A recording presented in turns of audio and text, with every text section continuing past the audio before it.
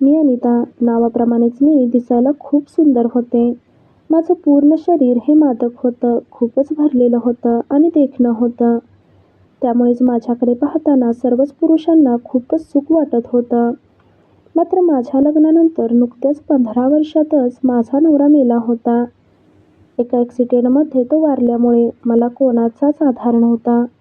त्यामुळे मी एका अपार्टमेंटमध्ये झाडू मारायचं काम करत होते. मला एक मुलगी देखील होती. तीही शाळेत जात होती आणि आम्हा दोघींना सांभाळणारं देखील दुसरं कोणीही नव्हतं. माझे सासू-सासरे हे गावी राहत असायचे. ते वर्षातून एक वेळेस आम्हाला धान्य पुरवत असायचे.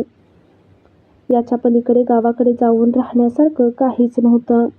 म्हणून मी शहरात मुलीच्या शिक्षणासाठी राहत होते. मला जे कमवायचं होतं ते मुलीच्या शिक्षणासाठीच. त्यामुळे असं मी मुलीच्या शिक्षणासाठी सर्व काही चांगलं व्हावं यासाठीच काम करत होते आणि त्यातूनच आमच्या दोघींचा उदरनिर्वाह करत होते. मी मुलीला कोणतीच गोष्ट कमी पडू दिली नाही आणि त्यासाठी माझी मुलगीही माझ्या वळणाच्या बाहेर गेली नाही याचा मला खूपच अभिमान वाटत आहे. आणि तसेच मीही कधीही वाईट वेगळ्या वळणाला जाणार नाही हे मी स्वतःला ठामपणे सांगितलं होतं. परंतु त्यातच एक मोठा गोंधळ झाला. तो म्हणजे मी ज्या अपार्टमेंटमध्ये कामाला जायचे त्या अपार्टमेंटवरती एक वॉचमॅन होता. त्याचे नाव विशाल होतं. तोही 34 वर्षाचा होता. त्यानेही लग्न केलं नव्हतं. तो रोज येता जाता मला पाहायचा आणि कित्येक वेळा मला तो बोलण्याचा देखील प्रयत्न केला होता. मात्र मी त्याला कधीच थांबवून बोलले नाही. मात्र काल त्याने माझ्यासोबत थांबून बोलण्यासाठी मला अडवलं आणि मला म्हणाला, "मी रोज पाहतो. तू रोज येतेस आणि काम करून निघून जातेस. तुम्ही कोण कोण आहे?" "सविता," मी म्हणाले. "कोणी नाही. मी आणि माझी मुलगी आहे. माझ्या नवऱ्याचं 15 वर्षापूर्वीच निधन झालं होतं. त्यानंतर त्याला खूपच माझी दया आली आणि तो म्हणाला, 'त्यानंतर तू काही दुसऱ्या लग्नाचा विचार केलास की नाही?' मी म्हणाले, "नाही. मी दुसरं लग्न करणार नाही. कारण मला माझ्या मुलीला शिकवायचं आहे. तिची जबाबदारी मीच घेणार आहे. कारण की मी लग्न केलं तर माझ्यासोबत जो कोणी माझा जोडीदार होईल तो माझ्या मुलीला एका मुलीचे प्रेम देणार नाही. तो फक्त माझ्यावरती स्वतःचा हक्क गाजवेन आणि माझ्या मुलीचं वाटोळं होईल. त्यामुळेच मी लग्न करणार नाही असा निर्णय घेतला आहे आणि म्हणूनच मी त्याला म्हणाले, आणि जर तुझ्या मनात जर तसं काही असेल तसं विचारही करू नकोस." हे समजल्यानंतर विशाल म्हणाला, "अगं अनिता, मी तुझ्याबद्दल तसा विचार करत नाही गं. मला एवढंच म्हणायचं आहे की जर तुला काही गरज वाटली आणि जर काही लागलं तर मला नक्की सांग. तुझी मदत करेन. तुझ्या मुलीसाठीही काय हवं असेल तर सांग." तेवढ्यात मी म्हणाले, "ठीक आहे, सांगेन." तेवढ्यात 8 दिवसानंतर मी विशालला म्हणाले, "विशाल, मला एक 5,000 रुपयांची नड आहे. मला देशील का?" विशाल म्हणाला, "कशासाठी?" "हवे आहेत गं." तेवढ्यात मी म्हणाले, "अरे, मला मुलीच्या शाळेत पैसे भरायचे आहेत." एवढ्यात विशाल मला म्हणाला, "ठीक आहे, मी तुला संध्याकाळी देतो." संध्याकाळी त्याने मला पैसे दिले. त्यानंतर कित्येक दिवस विशाल हा आम्हाला ज्या हव्या त्या गोष्टीही पुरवत असायचा. माझ्या मुलीच्या शिक्षणासाठीही त्याने भरपूर पैसे दिले. एक दिवस विशालला मी म्हणाले, "विशाल, दिलेले पैसे मी तुला हळूहळू परत करेन." तेवढ्यात विशाल म्हणाला, "आज मी तुला पैसे दिले म्हणून मी काय तुझ्यावरती उपकार केले नाहीत. मला फक्त तुला एकच विचारायचं आहे की तू जर हो म्हणत असेल तर आपण दोघं लग्न करूयात. मला तू खूप आवडतेस आणि मी तुझ्यासाठी जे म्हणशील ते करायला तयार आहे. मी कधीही तुझ्या मुलीला वेगळं वाटू देणार नाही आणि मी तुझी सर्व जबाबदारी घ्यायला तयार आहे. तिच्या लग्नापर्यंत त्याची देखील मी जबाबदारी घेईन. ह्या सर्व गोष्टी मी तुला लिहून द्यायला तयार आहे. तू तुझ्या मुलीवरती जेवढे जीवापाड प्रेम करत आहेस तर मी आपल्याला दुसरं मूल होऊ देणार नाही याची देखील जबाबदारी घ्यायला तयार आहे. आता तुला बोल, काय बोलायचं आहे." हे सर्व बोलल्यानंतर मी विशालला म्हणाले, "विशाल, तूही मला खूप आवडतोस. परंतु मला माझ्या मुलीचीच काळजी आहे. त्यामुळे मी तुला लग्नासाठी नाही म्हणाले होते, परंतु मी आज तुला लग्नासाठी होकार देत आहे. कारण मला तुझ्यासारखा असा जोडीदार हवा होता, जो माझ्या मुलीला मुलीचं प्रेम देईल आणि तिची जबाबदारी घेईल. त्यानंतर आम्ही 2 दिवसातच लग्न केलं. लग्नानंतर आमची पहिली रात्र होती. एखाद्या मित्राप्रमाणे त्याने मला मदत केली होती, त्याचप्रमाणे तो माझ्यावरती प्रेमही करत होता. पहिल्याच रात्री त्याने मला एका लाल साडीमध्ये पाहिलं होतं आणि त्याला कंट्रोल झालं नाही. त्याने लगेच मला मिठी मारली आणि माझी मुलगी पलीकडच्या रूममध्ये झोपवली होती. त्याने इकडे सर्व खेळ चालू केला. माझ्या अंगावरती साडी काढायला चालू केली.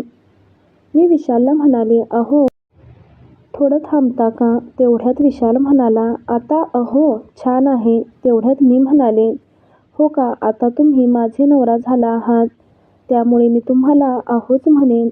तेवढ्यात तो म्हणाला, ठीक आहे, आता चल. असं म्हणून त्याने माझी साडी काढण्याचा प्रयत्न केला.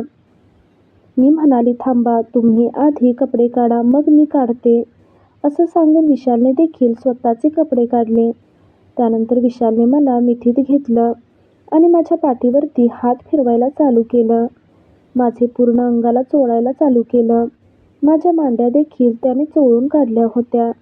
माझं संपूर्ण हे तो चुंबन घेऊ लागला होता. चुंबन घेऊन त्याने लाल केलं होतं. मलाही कसं तरी होऊ लागलं होतं. माझ्या तोंडून वेगवेगळे आवाज येत होते. त्यानंतर त्याने मला बेडवरती झोपायला सांगितलं. नंतर माझे पाय वरती केले आणि नंतर हळूहळू तो मला करू लागला होता. मी म्हणाले, विशाल, खूपच छान वाटत आहे. बऱ्याच दिवसानंतर असा अनुभव येत आहे.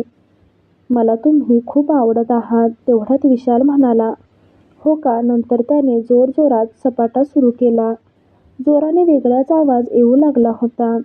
मी त्याला म्हणाले, जरा हळू करा ना. मुलीला जर कळाले तर ती झोपेतून उठेल. आता मला समजत नव्हते. माझी मुलगीही 6वीला होती. तर विशालने कसलाही विचार न करता जवळजवळ सपाटा सुरू केला. जोरजोराने मारू लागला होता. ती पूर्ण जागा त्याने लाल केली होती. माझ्याही तोंडून वेगवेगळे आवाज येऊ लागले होते.